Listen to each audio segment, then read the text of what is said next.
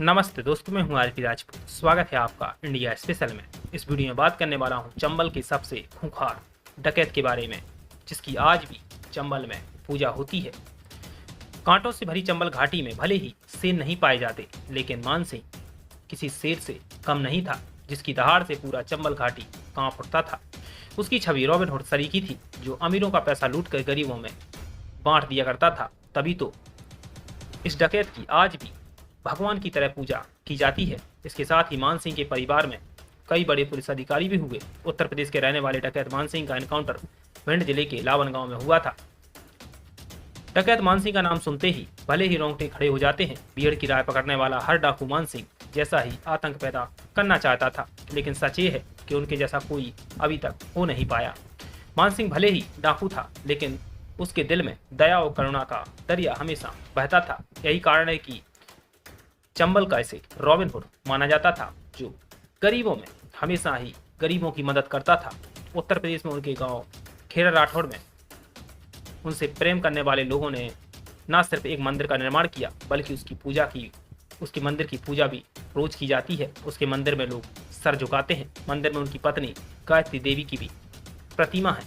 साल 1939 से साल 1955 तक मान सिंह ने चंबल के इलाके में एक छत्र राज किया। मान सिंह ऐसे डकैत थे जिनको मारने के लिए सरकार को सेना का सहारा लेना पड़ा। बताया जाता है कि उनके गिरोह में स्थायी व अस्थायी मिलाकर करीब 400 के आसपास सदस्य थे। कहा जाता है कि मान सिंह महिलाओं का बहुत ही सम्मान करते थे। कई बार डकैती के दौरान यदि खेड़ा राठौड़ के आसपास किसी लड़की दिखी तो उसके पैर छूकर पूरा जीवन लौटा दिया करते थे। डाकू मान सिंह साल 1939 से 1955 तक चंबल में शेर की तरह रहे।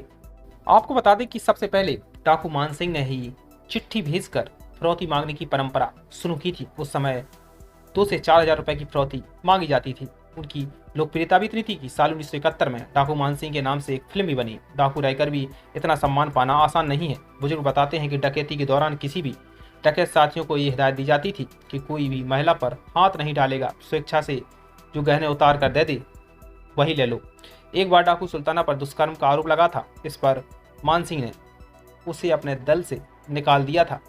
दोस्तों, आपको बता दें कि डकैत मान सिंह गरीब लड़कियों की शादी भी करवाया करते थे। तभी तो समाज में आज भी डाकू मान सिंह को इज्जत दी जाती है। अब आपको बता दें कि मान सिंह भले ही एक डाकू थे, लेकिन डाकू होने के बाद भी मान सिंह की ऐसे ही पूजा नहीं होती। मान सिंह को जब भी पता चलता था कि किसी गरीब पर अत्याचार हो रहा है तो वो तुरंत पहुंच जाते और गांव में जाकर पंचायतें भी करते। उनका फैसला सबको मंजूर होता था। उन्होंने गांव में गरीब लड़कियों का विवाह का खर्च भी उठाया। रास्ते में कोई महिला मिल जाती तो उसको सुरक्षा भी करते। उनके दल में किसी डाकू का यह साहस नहीं था कि किसी महिला को गलत निगाह से देख ले।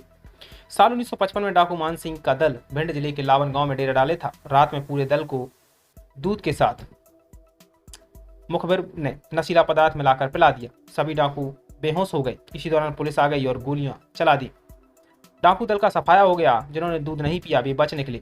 पुलिस रिकॉर्ड के अनुसार साल 1955 में मध्य प्रदेश के भिंड में मेजर बब्बर सिंह थापा ने डाकू मान सिंह का एनकाउंटर किया था।